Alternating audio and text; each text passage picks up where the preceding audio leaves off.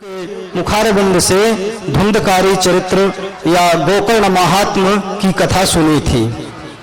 उसमें जो धुंधकारी था वह तो धुंधकारी की कथा आप लोगों ने सुनी।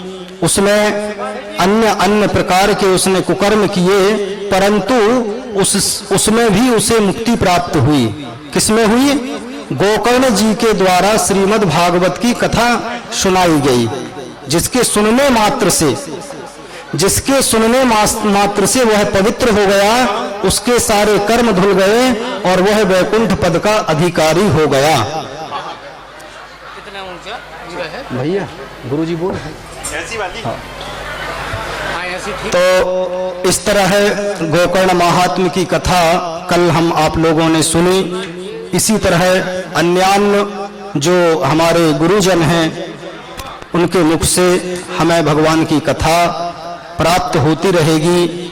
हमारे बीच में परम पूजनीय ज्योतिषपीठ पंडित आचार्य श्री चरण पधार चुके हैं, तो उनके चरणों में भी हम सभी लोग एक बार प्रणाम करते हैं और उनसे निवेदन करते हैं कि वे भी अपनी आनंदमयी वाणी से हम सब लोगों को ज्ञान की चर्चा श्रवण करावें और अपने मुखारविंद से श्रीमद् भागवत की कथा हम सब लोगों को प्राप्त कराएं, ताकि हम सब लोगों को उसका आनंद, उसका लाभ प्राप्त हो सके।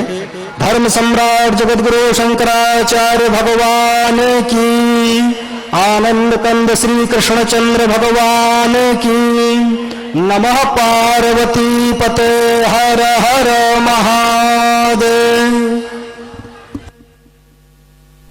मसां राशीन्नाशयति विघ्नानां विश्वं दर्पणदृश्यमाननगरी तुल्यं निजान्तर्गतम् पश्यन्नात्मनि मायया बहिरिवोद्भूतं यथा निद्रया यः साक्षात् कुरुते प्रबोधसमये स्वात्मानमेवाद्वयम् तस्मै श्रीगुरुमूर्तये नमः। इदं श्रीदक्षिणामूर्तये। तारानायकशेखराय जगदाधाराय धाराधर छायाधारककन्धराय गिरिजासङ्गैकशृङ्गारिणे नद्याशेखरिणे दृशातिलकिने नारायणे नास्त्रिणे नागैकङ्कणिने नगेन गृहिणे नाथाय शेयन्नतिः मानापनोदनविनोदनते गिरीशे भासेव संकुचितयो रचितं तदिन्दोः भेत्तुं भवानि शुचितं दुरितं भवानि नम्री भवानि घनमङ्घ्रिसरोजयोस्ते विश्वसर्गविसर्गादि नवलक्षणलक्षितं श्रीकृष्णाख्यं परं धाम जगद्धाम नमामि तत्। ओम नमः परमहंसास्वादित चरणकमलचिन्मकरन्दाय भक्तजनमानस निवासाय श्रीरामचन्द्राय तद्दिव्यमव्ययं धाम सारस्वतमुपास्महे यत् प्रसादात् प्रलीयन्ते मोहान्धतमसश्चटाः।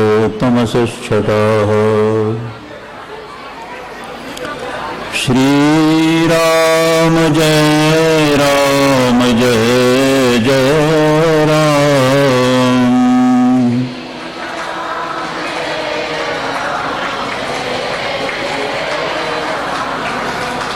श्रीराम जय राम जय जय राम।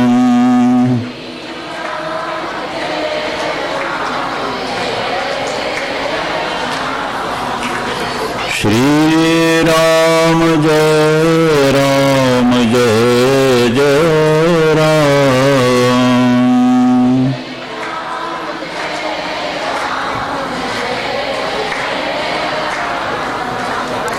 श्री राम जय जय राम।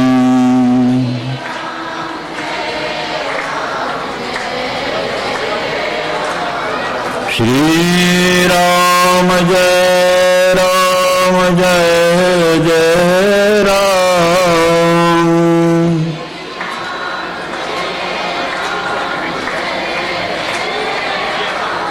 श्री राम जय जय राम।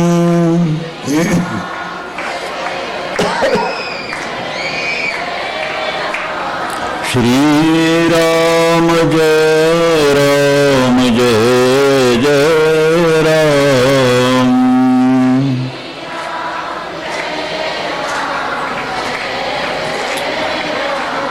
श्री राम जय जय राम।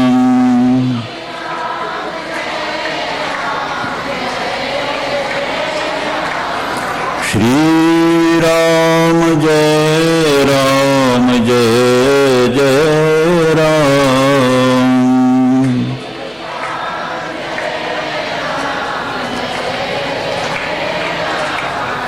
धर्म की अधर्म का, प्राणियों में विश्व का, गो माता की गो हत्या, धर्म सम्राट जगत गुरु शंकराचार्य भगवान की, धर्म सम्राट ज्योतिषपीठाधीश्वर महाराज की, धर्म सम्राट द्वारका शारदा पीठाधीश्वर महाराज की, जगदम्बा महारानी की, वृंदावन बिहारी लाल की, श्री गुरु रत्नेश्वर भगवान की। हर हर महादेव। पर भगवान गुरु रत्नेश्वर के प्रांगण में सत्संग का अवसर मिला है। कल सत्संग की अपन चर्चा कर रहे थे। भागवत जी में नारद जी को जब आकाशवाणी हुई सत्कर्म करो, तो उनके समझ में ठीक से नहीं आया। सत्कर्म क्या? मैं वेद पाठ कर रहा हूँ, मैं शास्त्रों का उच्चारण कर रहा हूँ, सत्कर्म तो हो रहा है, पर सत्कर्म क्या है? उसका रहस्य वही भागवत जी के महात्म्य में आया है। वहां पर उनको बताया गया कि यज्ञ जो होते हैं अनेक होते हैं। द्रव्य यज्ञ होता है जिसमें हम अन्न की आहुति देते हैं। तपो यज्ञ होता है जिसमें हम उपवास करते हैं, कोई निर्जल उपवास करता है, कोई महीनों उपवास करता है, कोई चांद्रायण करता है, कोई कुछ, ये भी यज्ञ है। परंतु एक यज्ञ और होता है, वो है ज्ञान यज्ञ। हम लोग आपस में यहाँ शीर्षक में लिखते हैं श्रीमद् भागवत सप्ताह पारायण ज्ञान यज्ञ। तो ज्ञान यज्ञ क्या है? किसको कहते हैं ज्ञान, और उससे जो हो जाए वो यज्ञ हो जाए? तो वहां उनको सनत कुमारादिक ने बताया कि नारद, इस ज्ञान यज्ञ जो सबसे श्रेष्ठ माना गया है, द्रव्य यज्ञ में तो आपको सामग्री जोड़ना पड़ेगा, सुयोग्य पंडित ढूंढना पड़ेगा, शास्त्रीय ढंग से यज्ञ मंडप बनाना पड़ेगा, तब होगा। शुभ मुहूर्त में करना होगा। तपो यज्ञ में आपको अपने आप को क्षमता बनानी पड़ेगी कि उतना हम कष्ट सह सके। परंतु ज्ञान यज्ञ में ये कुछ नहीं होगा। परंतु ये जो ज्ञान यज्ञ है, ये सत्कर्म का सूचक है। निस्संदेह ज्ञान यज्ञ करने से सत्कर्म हमारा होता है। अब ज्ञान यज्ञ में क्या होता है? ज्ञान यज्ञ में हमको एक अभेद भाव हृदय में उत्पन्न होता है। सुनने वाला ज्ञान रूप, जो चीज सामने आ रही है वो परब्रह्म परमात्मा का प्रतिपादन हो रहा है, वो ज्ञान रूप। और जिस ढंग से जो श्रोता वक्ता में अपना एकात्म करके जो सुन रहा है, उससे वक्ता और श्रोता में एकात्मता, इस प्रकार से वहां अद्वैत भाव जहां हमारा जागृत हो जाता है, वही है ज्ञान यज्ञ। उस ज्ञान यज्ञ से हम परमात्मा से अपना अभेद संबंध प्राप्त कर लेते हैं। संबंध बना हुआ है, परंतु हम सांसारिक प्रपंचों में उस सत्संग, उस संबंध को विस्मृत कर चुके हैं।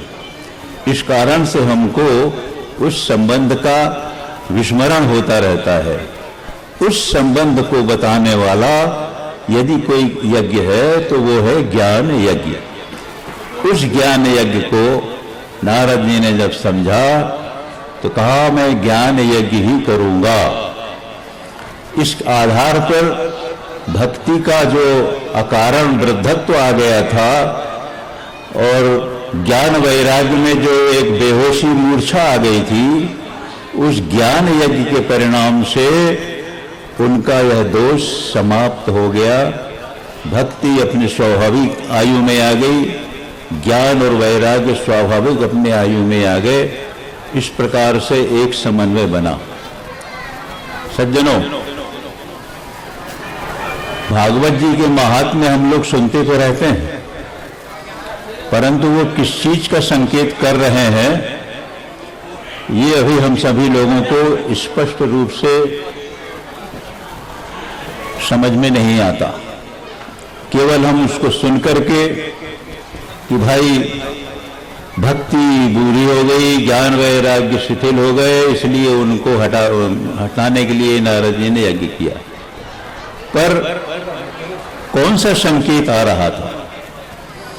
भागवत जी में आया है, भक्ति ने कहा कि मैं वृंदावन में आई तो वहां पर जिन जिन भक्तों ने स्वीकार किया, तो भक्ति को तो स्वीकार किया, ज्ञान वैराग्य की उपेक्षा कर दी। इस कारण से ये व्यतिक्रम हो गया। हमने जो इस विषय में चिंतन किया है वो हम आपको बताना चाहते हैं, यदि आप सुनना चाहें तो एकाग्र हों। ये जो आख्यान है, भक्ति का आख्यान भागवत जी के 2 अध्यायों का, ये हमारी आस्था के विषय में सूचित करता है। आस्था आस्था हम लोग इस समय बहुत बोलते हैं, अरे हमारी आस्था है, हमारी आस्था है, पर आस्था सामान्य शब्द बोलते हैं। तो हम तर्क कर सकते हैं कि आपको दूसरे को ठगने में भी आस्था होगी, चोर को चोरी करने में भी आस्था होगी, पूजा करने वाले को पूजा करने में भी आस्था होगी। यही तो आया है, भक्ति ने यही तो कहा था कि मैं गुजरात में जीर्ण हो गई, परंतु वृंदावन में जब आई तो भक्तों ने भक्ति को तो स्वीकार कर लिया, ज्ञान और वैराग्य की उपेक्षा कर दी। माने भक्ति में आस्था दिखा दी और ज्ञान वैराग्य में वैराग्य दिखा दिया। इस कारण से ये व्यतिक्रम हो गया। वहां ये होना था कि सत्कर्म के आधार पर हम अपनी आस्था को, माने मन की वृत्ति को स्थिर करें। आस्था का मतलब होता है मन के विचारों को, मन की धारणाओं को एक सुनिश्चित बिंदु में रखना। ये नहीं कि एक झटका आया तो वहां आस्था हो गई, एक झटका आया तो वहां आस्था हो गई, जहां मन ने माना वहां आस्था हो गई, ऐसा नहीं है। शास्त्रोचित विधानों में हमारा मन यदि एकाग्र होता है तो हम विधिवत उसका लाभ ले सकते हैं, अन्यथा ऐसा ही व्यतिक्रम होता है। दूसरा जो आख्यान आता है धुंधकारी का, यहां पर पुरुषार्थ और प्रारब्ध का झगड़ा चल रहा है और उसमें पुरुषार्थ भी सार्थक होता है और प्रारब्ध भी सार्थक होता है। प्रारब्ध में आत्माराम को संतान नहीं थी, नहीं हुई, उसने पुरुषार्थ किया, सन्यासी से फल लेकर के आ गया, परंतु प्रारब्ध ने जोर मारा कि वो फल जिसके लिए था उसको नहीं मिला, मिला किसी और को। वहां ईश्वरी जो इच्छा है और सन्यास का जो महत्व है वो सिद्ध होता है कि गाय से गोकर्ण का जन्म हुआ और गोकर्ण ने धुंधकारी का कल्याण किया और नारद जी ने भक्ति का कल्याण किया। इस तरह से दो पात्र ऐसे हैं जिन्होंने इस व्यतिक्रम को दूर किया। ये हमको भागवत जी के महात्म्य में संकेत मिलता है। गोकर्ण भी अलौकिक महापुरुष थे। एक सन्यासी के संकल्प से उनका जन्म हुआ था और नारद जी भी देवर्षि थे और सनत कुमारों के सत्संग से उन्होंने इस समस्या का समाधान किया।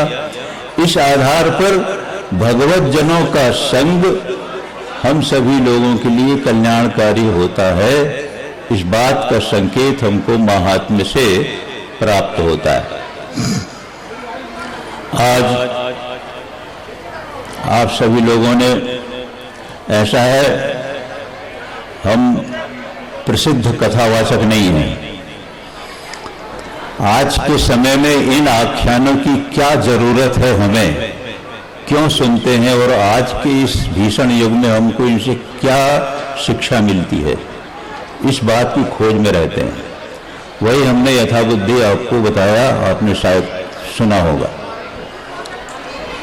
अब हम माताओं से बोल रहे हैं, यहां आई हैं आप सभी लोग, आप सभी लोग यहां पर के एकाग्र होकर के थोड़े से समय के लिए जो सत्संग हुआ है उस सत्संग को आप लोग सुनने का प्रयास करें।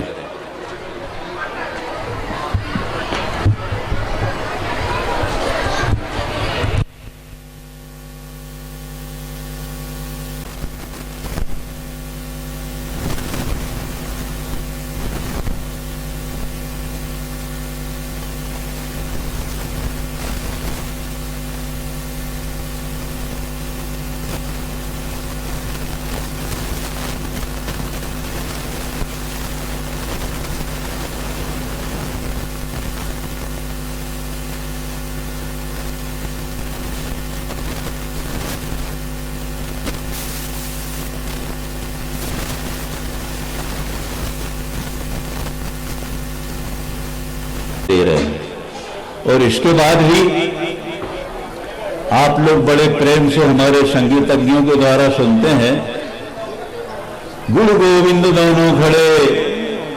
आपको भी याद होगा, दोहरा रहे होंगे आप लोग। गुरु गोविंद दोनों खड़े, काके लागू पाए, बलिहारी गुरु आपनी। आगे क्या है? गोविंद दियो बताए। गोविंद दियो बताए।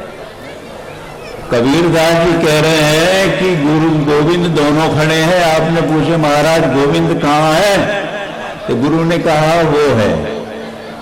यही अर्थ हुआ ना। तो हमारे महाराज जी सामने मत आओ भाई, जब हम बोलते होते। महाराज जी ने कहा गोविंद का नाम तुमको हम दे रहे हैं, गोविंद का स्वरूप क्या है ये हम तुमको दिखा दे रहे हैं, और गोविंद के सामने कहां बैठना है वो तुमको बैठने की जगह भी हम बता दे रहे हैं। है कोई ऐसा? दोहा तो कहता है गोविंद दियो बताए कि हाँ वहां है गोविंद, चले जाओ। कैसे जाओ, किस मार्ग से जाओ, ये नहीं बताया। पर हमारे गुरु जी कहते हैं गोविंद ये है, इस रास्ते से जाओ और वहां बैठने की जो तुम्हारी जगह है वहां तुम बैठो। और बोलना क्या है ये भी दीक्षा देकर बता दिया। क्या बता दिया? श्री राम, जय राम, जय जय राम। अब श्री राम जय जय राम तो मंत्र है, परंतु इसमें और क्या चीजें छिपी हैं महाराज जी ने वो हमारे अपने चिंतन पे छोड़ दिया है। क्या छोड़ा है? हमारे मन में सांसारिक समस्याओं से, उलझनों से, बेचैनियों से मन व्याकुल हुआ। गुरु ने हमको कहा है जाओ भगवान की शरण में जाओ, तो आ गए। गुरु जी ने हमको बोलने के लिए जो बताया है वो हम बोल रहे हैं। तो श्री राम आपने बोला तो उनको मानो पुकारा, संबोधन श्री राम, हे राम आप श्री से युक्त हैं, हाथ जोड़ लिया। अब भगवान ने देखे ये मेरे पास आया है तो अब स्तुति करना चाहिए। जैसे आप लोग महाराज जी के सामने आते हो, शंकराचार्य जी की जय, ये भी स्तुति है। ऐसे वहां हुआ, क्या बोला आपने? जय जय राम। अरे महाराज आप सर्वोपरि हैं, ये स्तोत्र हो गया। अब शास्त्र कहता है गुरु के सामने, देवता के सामने, राजा के सामने खाली हाथ नहीं जाना चाहिए, कुछ लेके जाना चाहिए। भगवान भी कहते हैं पत्रम पुष्पम फलम तोयम यो में भक्त्या प्रेक्षति। पत्र हो चाहे फूल हो चाहे जल हो, भगवान के सामने अर्पित करना चाहिए। तो भगवान बड़े प्रेम से उसको लेते हैं। ये नहीं कहते क्या फूल लाया तुमने, क्या मेरे सामने पत्ता लाया, नहीं।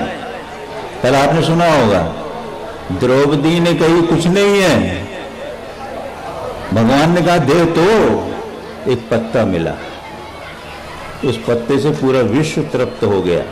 ये रहस्य की बात है। तो यहां पर भगवान के सामने हम क्या लेके जाएं, तो अपने आप को ही अर्पित कीजिए। जय जय राम, श्री राम संबोधन, जय राम स्तुति और जय जय राम समर्पण। आत्मसमर्पण हो जाने से पूरा स्तोत्र हो गया, पूरी स्तुति हो गई, पूरा गुरु जी के द्वारा दिया हुआ दीक्षा मंत्र सार्थक हो गया। अब आप अपने मन को टटोलो कि हमारा मन अब स्वस्थ हुआ कि नहीं। यदि इसके बाद भी कुछ शंका है तो समझ लो हमारे इस कार्यक्रम में संदेह है। अरे इतने से में ऐसा कैसे होगा, अरे इतने से बोलने में ऐसा कैसे होगा, ये संदेह यदि नहीं रहेगा तब आपको इसका फल मिलेगा। ये है भागवत जी के महात्म्य का परिणाम। आज प्रथम दिन है, आज से सप्ताह आरंभ हो रहा है और भागवत जी का जो आरंभ हुआ है बड़े मार्मिक मंगलाचरण से हुआ है। पहला श्लोक, इसकी व्याख्या आप महाराज जी के श्रीमुख से सुनेंगे, हम पूर्व भूमिका में बता रहे हैं। भागवत जी का पहला श्लोक है जन्माद्यस्य यतोऽन्वयादितरतश्चार्थेष्वभिज्ञः स्वराट् तेने ब्रह्महृदाय आदिकवये मुह्यन्ति यत्सूरयः तेजो वारिमृदां यथा विनिमयो यत्र त्रिसर्गो मृषा धाम्ना स्वेन सदा निरस्तकुहकं सत्यम परम धीमहि। ये भागवत जी का प्रथम श्लोक है जिसमें मंगलाचरण में भगवान व्यास जी ने परम सत्य का ध्यान करने की बात कही है। इसमें धीमहि शब्द आया हुआ है। धीमहि हमारे विप्रजन जानते हैं, ये गायत्री मंत्र का एक अंश है धीमहि, और ये वैदिक प्रयोग है, लौकिक संस्कृत नहीं है। और इसका अर्थ है कि हम ध्यान करते हैं, तो परम सत्य का हम ध्यान करते हैं। इस बात से हम और एक संकेत करना चाहते हैं।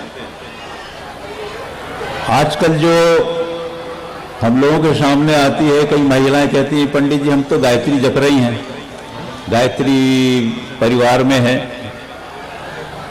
हम उनसे निवेदन करते हैं कि मंत्रों के उच्चारण करने के अधिकारी भी हमारे यहाँ बताए गए हैं। कौन सा मंत्र किसको बोलना चाहिए जिससे सफलता मिलेगी, पात्रों का विचार किया जाता है। आप सभी लोगों के मन में यदि ये भावना उठती है तो आप यदि भागवत जी के एक एक श्लोक का भी यदि चिंतन करेंगे तो गायत्री का स्मरण हो जाएगा। शास्त्रों ने बताया कि गायत्री मंत्र, हम गायत्री मंत्र तो जानते नहीं थे, शास्त्रों ने बताया कि ये गायत्री मंत्र है, तो उन्होंने ये भी बताया कि इसको कौन धारण कर सकता है। तो कौन धारण कर सकता है, किस उम्र में धारण कर सकता है, ये सब बता दिया। ये विषयांतर होगा परंतु है व्यावहारिक विषय। आजकल हमारे यहाँ कई महानुभाव बोलते रहे शादी में जनेऊ करवा लेंगे, बड़ा खर्च होता है, जबकि शादी में करोड़ों रुपए खर्च कर देते हैं, जनेऊ में इतना नहीं होता। और दूसरी बात यह है कि आज हमारे स्वातंत्र संग्राम की देन में प्रतीक यदि कोई थे तो ये शिखा थी और ये जनेऊ था। अब तो वो अंक लिखना भूल गए हैं लोग, नहीं तो 74.5 पहले लिखा जाता था। मुस्लिम शासन में हमारे वीरों ने प्राण दिए हैं, माताओं ने जौहर की अग्नि में अपने आप को जलाया है। उन लोगों के जनेऊ का वजन उस समय जब तोला गया तो 74.5 मन जनेऊ का ढेर लगा था। ये ऐसे ही हुआ जैसे रामायण में भगवान राम वन में गए तो महर्षियों से पूछा ये दक्षिण में हिमालय कहां से आ गया, तो ऋषियों ने कहा महाराज हिमालय तो उत्तर में है ही, यहां ये राक्षसों ने नर भक्षी होकर के ऋषि मुनियों को मारा है और खाए हैं, उनकी हड्डियां हैं। ऐसे ही हमारे वीरों के वे 74.5 यज्ञोपवीत उस समय थे। वो हमारा सूत्र है जिसका देवता परब्रह्म है, जिसकी 3 गांठ में ब्रह्मा विष्णु महेश हैं, जिसके 9 तंतुओं में पितृगण भी बैठे हैं। वो जनेऊ जो होता है ब्राह्मण क्षत्रिय वैश्य धारण करके छात्र तेज, ब्राह्मण तेज और वाणिज्य शक्ति प्राप्त करता है और उसके द्वारा जो शूद्र वर्ण है उनको संभालता है, उनको नीचा नहीं दिखाता। ये हमारे यहाँ का जाति योग है।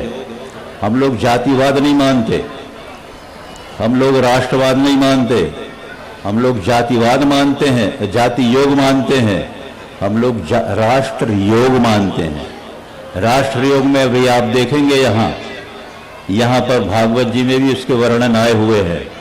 राजा अम्बरीश का आख्यान, वो क्षत्रिय था और दुर्वासा जी ऋषि थे, शंकर जी के अंश से उत्पन्न हुए थे, ऋषि थे, ब्राह्मण थे, पर दंडवत प्रणाम किया है।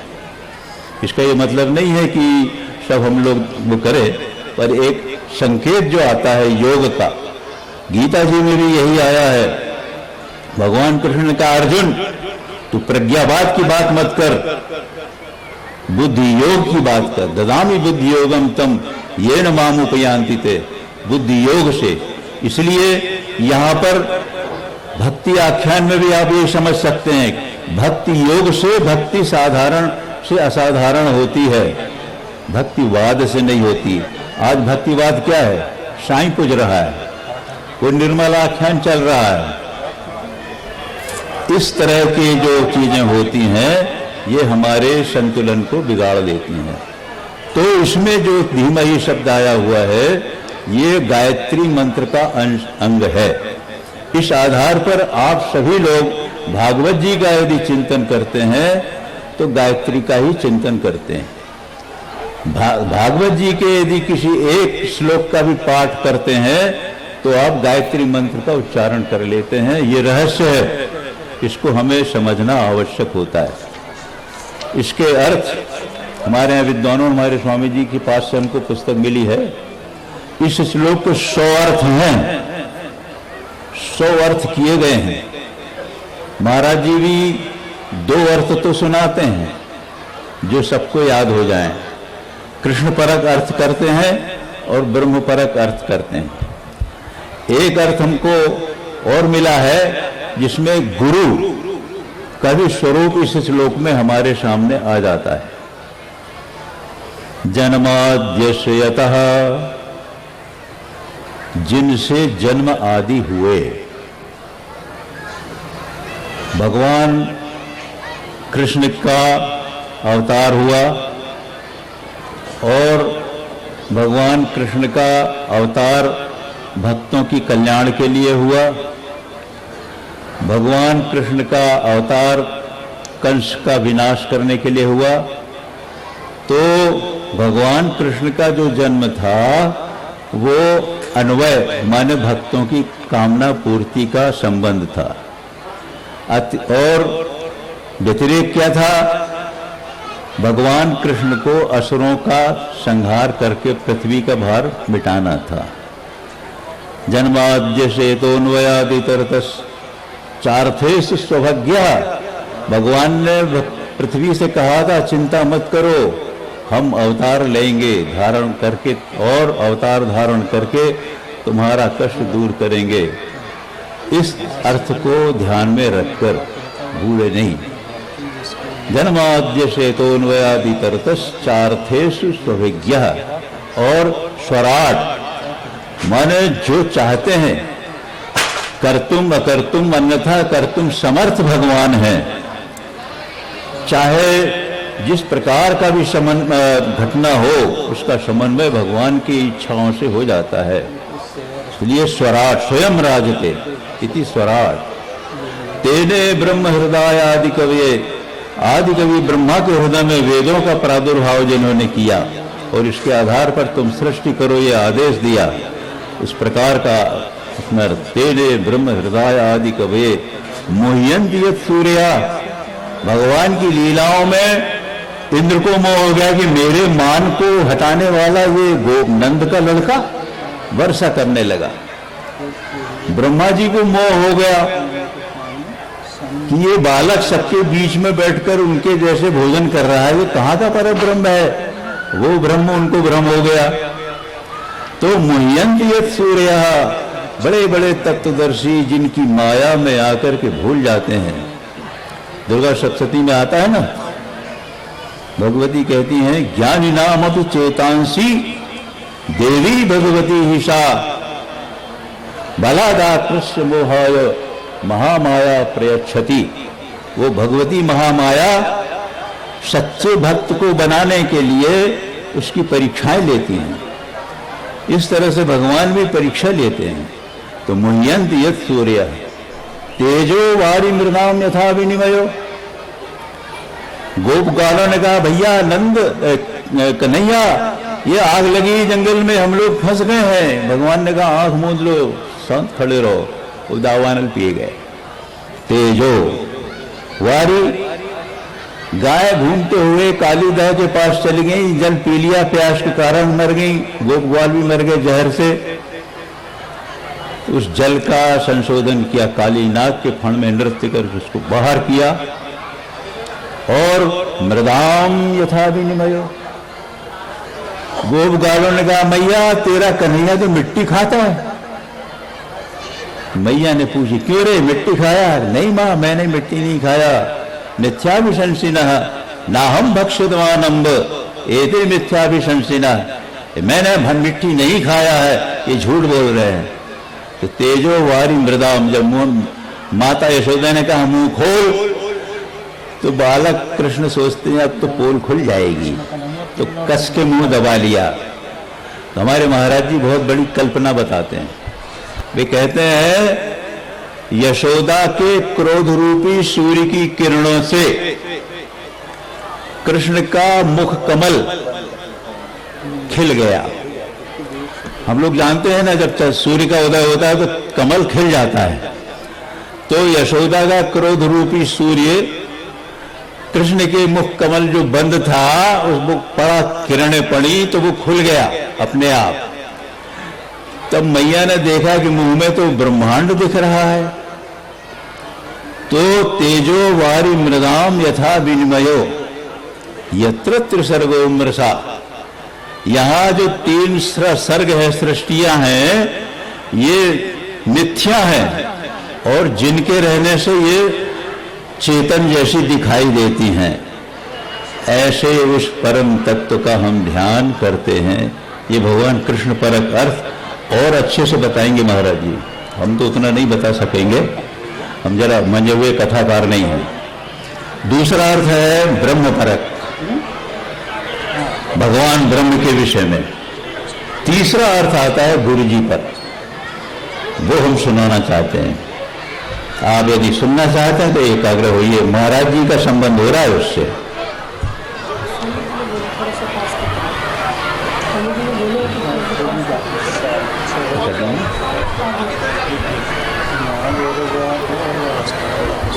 जन्माद्यस्य यतः, महाराज जी मैं आपकी शरण में आया हूं।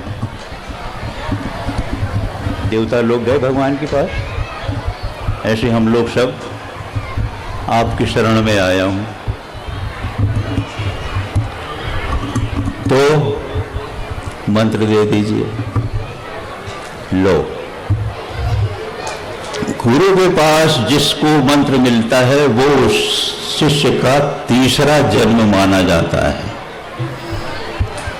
प्रत्येक प्राणी के 3 जन्म होते हैं, एक मां के गर्भ से, एक 16 संस्कारों से जिसमें उपनयन विवाह आदि आते हैं, और तीसरा जन्म होता है सदगुरु से मंत्र की प्राप्ति।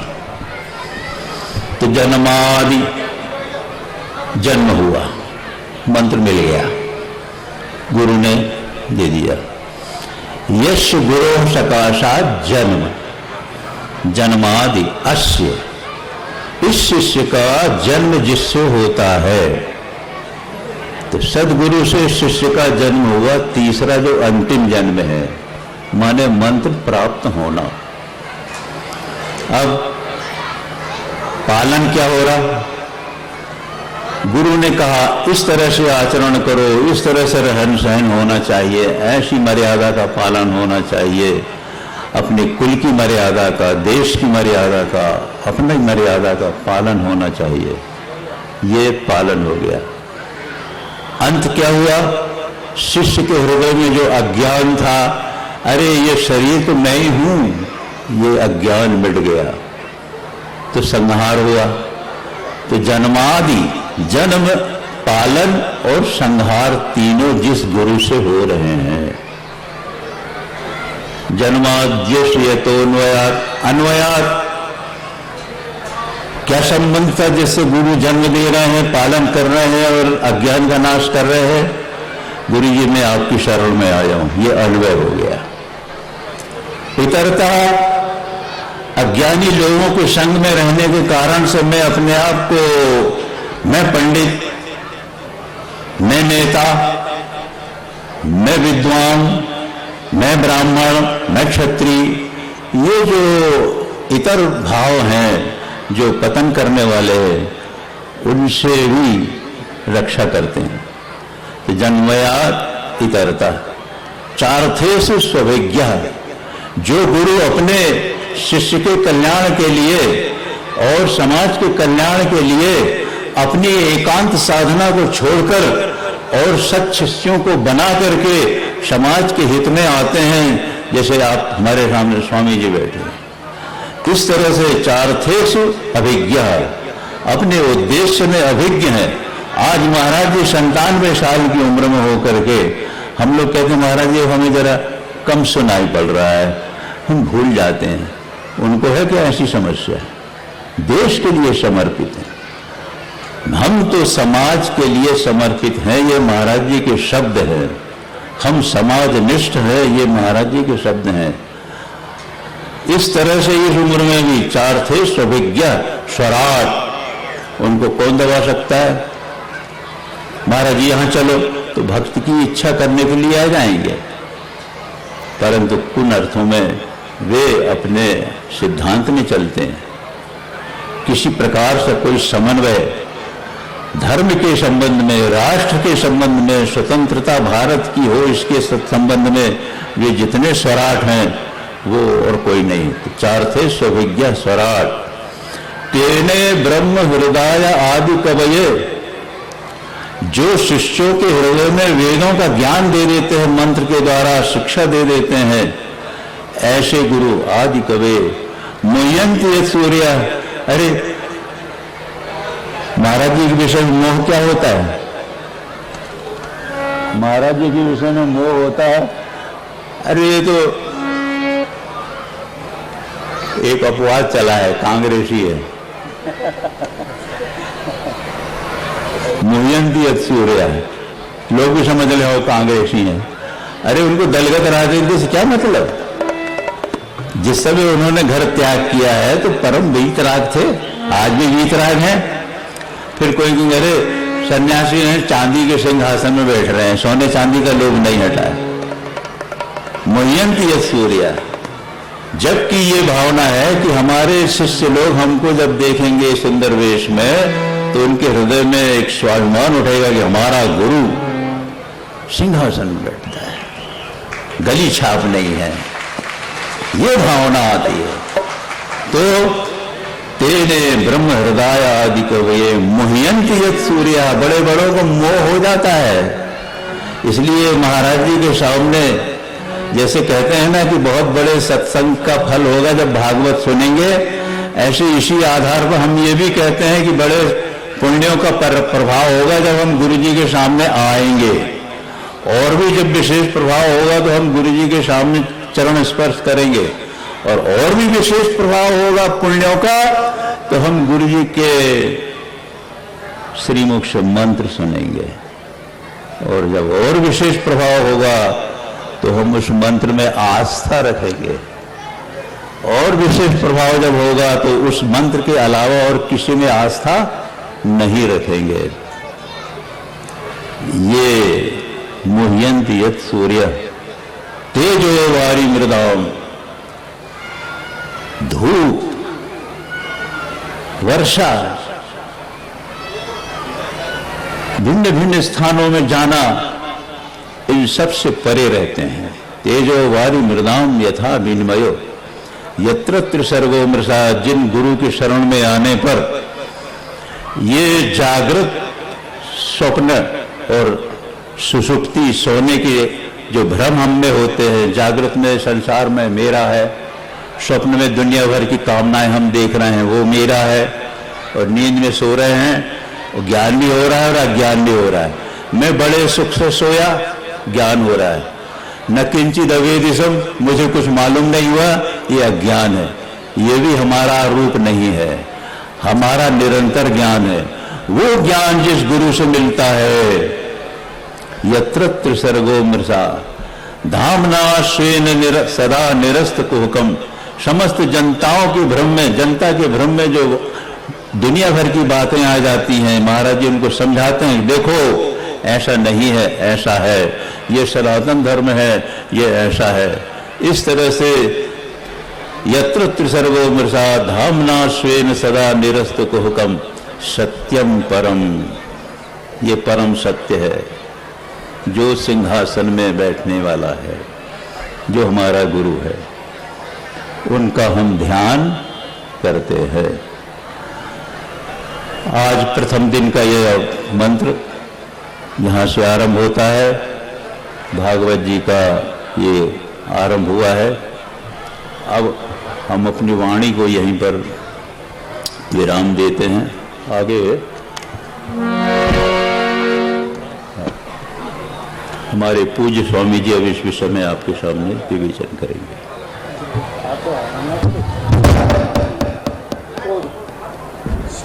एक भजन हो जाए, थोड़ा सा सहजता आ जाए, उसके बाद फिर हम अगले वक्ता को आमंत्रित करें। आपके सामने सनोड़िया परिवार भजन प्रस्तुत करने के लिए उपस्थित है।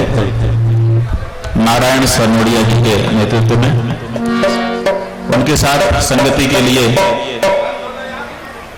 धनंजय सनोड़िया जी, लोकेश शुक्ला जी, मनीष तिवारी जी, राजा सनोड़िया जी, राज सनोड़िया जी, उत्कर्ष सनोड़िया जी और लोकमन सनोड़िया जी भी विद्यमान हैं। आप सभी एक सुंदर भजन श्रवण करें इसके बाद फिर से ज्ञान चर्चा होगी। गुरुदेव जी, भागमन हम भूल नहीं पाएंगे कभी, स्वागत करें हम आपका श्री गुरुदेव हमारे, स्वागत करें हम आपका श्री गुरुदेव हमारे, स्वागत करें हम आपका मेहमान जो पधारे, स्वागत करें हम आपका मेहमान जो पधारे, दर्शन हुए आपके, दर्शन हुए आपके, दर्शन हुए जो आपके, मन के हैं सारे, स्वागत करें हम आपका श्री गुरुदेव हमारे, स्वागत करें हम आपका मेहमान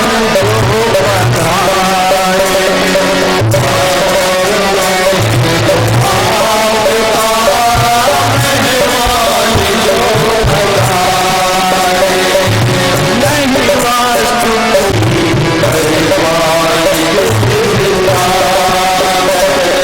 सागर विनीत अभिवादन, स्वीकार हे आपत, सागर विनीत अभिवादन,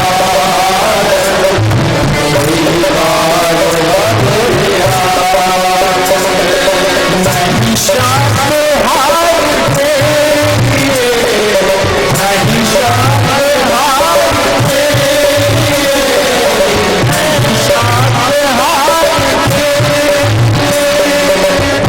पास में हमारे, स्वागत करें हम आपका श्री गुरुदेव हमारे, हमारे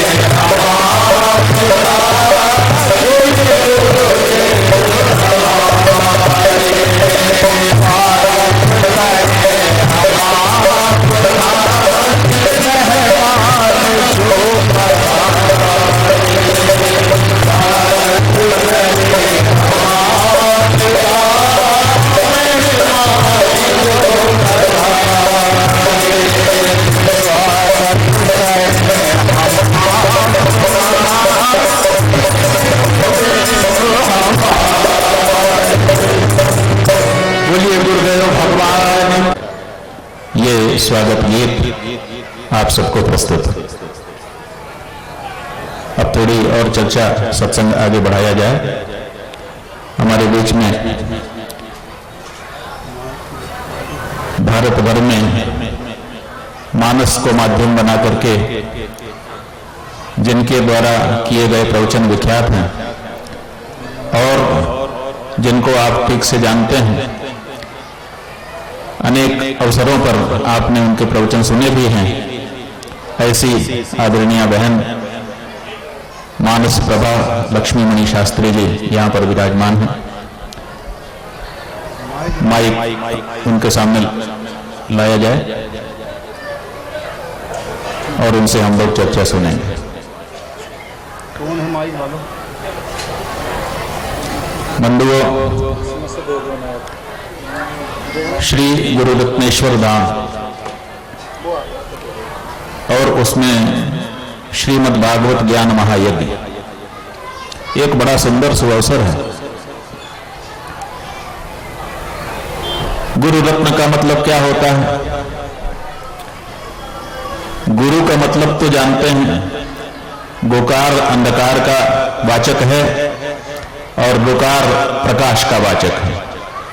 माने जो अंधेरे से उजाले की ओर, अज्ञान से ज्ञान की ओर हमको लेके जाए, उसका नाम गुरु होता है। तो गुरु तो समझ में आता है, गुरु ईश्वर धाम होना चाहिए था, फिर बीच में रत्न क्यों लगा दिया? गुरु रत्नेश्वर धाम क्यों कर दिया? किसी के मन में यह प्रश्न आता होगा। तो समझ लीजिए, रत्न का मतलब है वो वस्तु जो बहुमूल्य होती है। और उसकी विशेषता क्या होती है? कहा गया है, न रत्न मन्विष्यति मृग्यते हि तत्। रत्न की विशेषता क्या है? रत्न की विशेषता यह है कि वो किसी को नहीं खोजता, बल्कि लोग ही उसको खोजते रहते हैं कि कहीं से हमको कोई रत्न मिल जाए। रत्नों की खोज में हम लगे रहते हैं, रत्न हमको नहीं खोजता। लोग बड़े बड़े पहाड़ों पे चढ़ जाते हैं, सर्वे करते हैं, वहां पर गड्ढा खोदते हैं और काफी गहराई में उतर जाते हैं कि कोई रत्न हमको यहां से मिल जाए। और भी कोई कन्या रत्न को खोज रहा है, कोई वर रत्न को खोज रहा है, और हमारी भारत सरकार भारत रत्न खोज रही है ना। और हम जिज्ञासु, हम ज्ञान के पिपासु, हम परमार्थ के पथिक गुरु रत्न की खोज में लगे हुए हैं कि कोई ऐसा गुरु मिले जो हमारे इस माटी के तन को मूल्यवान बना दे, रत्न जैसा मूल्य इसमें भर दे, महार्गता ला दे। तो वो गुरु जो हमें मूल्यवत्ता उत्पन्न कर देता है। हम बिना मूल्य के हैं, यूं ही कहीं पड़े हैं। क्या मूल्य है? जब कहीं आपदा आ जाती है, दुर्घटना हो जाती है, तो बहुत से लोग मारे जाते हैं। अभी आपने सुना, ज्योतिर्मठ क्षेत्र में 2 बांध बन रहे थे और अचानक पानी छलक गया। 2 बांध टूट करके अचानक बह गए धारा में, और वहां पर काम करने वाले, किनारों पर काम करने वाले 300 से अधिक लोग कहां गए पता ही नहीं चला, धारा में बह गए। परम पूज्य महाराज श्री ने तत्काल हम लोगों को आदेश किया कि जाओ, जो लोग इस आपदा से ग्रस्त हैं उनकी मदद करो। तो हमारे लोग वहां पहुंचे। सबसे पहले तो वहां पानी नहीं था, पानी भेजा, भोजन भेजा, और फिर सबके घरों में महाराज श्री की तरफ से जाकर के लोगों को सांत्वना दी गई, और जिसको जरूरत थी जैसी तात्कालिक रूप से वो भी उपलब्ध कराया गया। सरकार क्या कह रही है कि बीमा के जो पैसे हैं वो हम आपको दिलवाए देते हैं। 20 लाख से 30 लाख के बीच एक व्यक्ति को मिलेगा जो मर गए। माने आपकी कीमत कितनी? 20 लाख से 30 लाख, उतना मिल जाएगा, मामला खत्म। ये तो ज्यादा मिल रहा है क्योंकि पहले से उन लोगों का बीमा था जो कंपनी में काम कर रहे थे, लेकिन आम लोग तो 2 लाख कभी घोषणा करती है सरकार, कभी 5 लाख। उतनी ही तो कीमत है आपकी, क्या कीमत है? लेकिन जहां केवल इतनी कीमत आपके शरीर की आंकी जाती है, वहीं गुरु अगर आपके ऊपर कृपा कर दे तो आपकी कीमत इतनी हो जाती है कि फिर कोई आपको किसी पैसे से खरीद नहीं सकता, और फिर आप बिक्री के लिए उपलब्ध भी नहीं होते। वो अमूल्य कर देने वाला जो वाक्य है वो गुरु के श्रीमुख से निकलता है और आपके कर्ण कुहरों में प्रवेश करता है। इसलिए गुरु रत्न माने ऐसा गुरु, वैसे तो कई गुरु होंगे जिन्होंने हमको विद्यालय में पढ़ाया, उनको भी हम लोग गुरु जी कहते हैं। वो कुछ रुपए की नौकरी करते हुए हमको पढ़ा रहे हैं, वो भी गुरु। जो हमारे पुरोहित हैं वो भी गुरु, जो हमको पूजा पाठ करा देते हैं वो भी गुरु, और कभी कभी हमारा मार्गदर्शन कर देते हैं जो, उनको भी हम लोग गुरु कहते हैं। आजकल तो गूगल गुरु सबसे बड़ा गुरु हो गया, जो पूछना हो गूगल से पूछ लीजिए।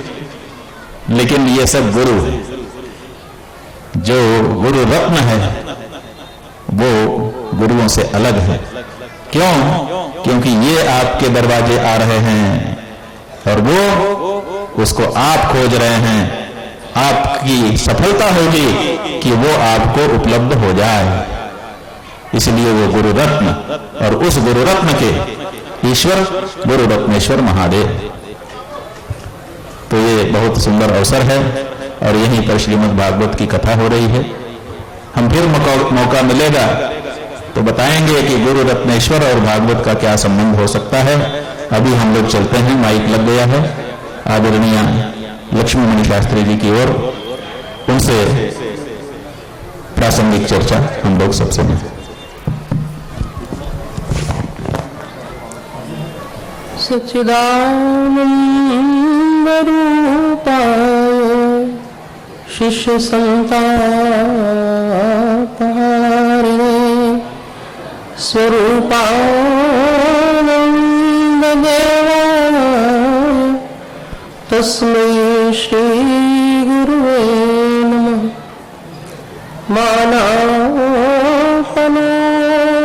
विनोदन ते विरीशे भासे संकुचितयो रुचितं तुदुन्दो भेत्तं भवानि निश्चितं दुरितं भवानि नम्री भवानि घनमङ्घ्रिसरोजयोस्ते अतुलितबलधामं शयनाभजेऽहं दनुजवनकृशानं ज्ञानिनामग्रगण्यं सकलगुणनिधानं वानराणामधीशं रघुपतिप्रियभक्तं वातजातं नमामि। काननभूधरवारि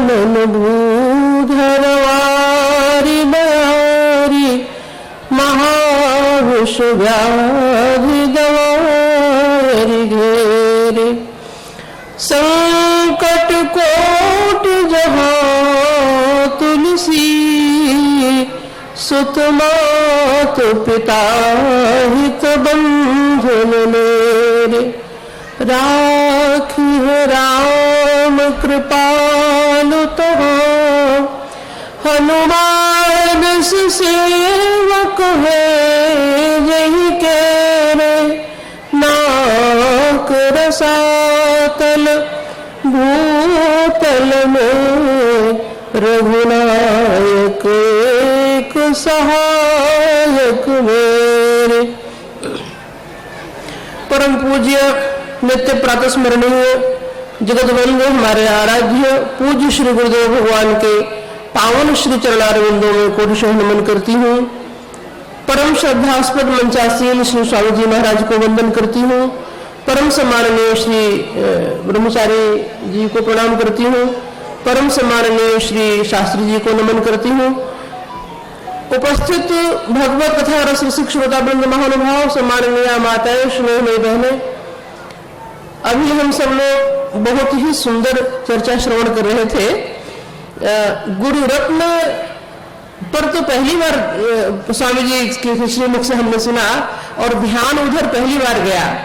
गुरु रत्नेश्वर तो बहुत दिन से सुन रहे थे, 19 वर्ष पहले ही प्रतिष्ठा हुई थी, पर गुरु रत्न पर जो सुंदर प्रकाश डाला स्वामी जी ने, बहुत अच्छा। आप सब भी लाभान्वित हुए हैं। आइए, आदेश हुआ है कुछ चर्चा करने का, तो कुछ चर्चा हो इससे पूर्व अपने अंतःकरण की शुद्धि के लिए भगवान नाम संकीर्तन मिलजुल कर 2-4 बार करें और फिर कुछ चर्चा आपके बीच में होगी। श्री राम जय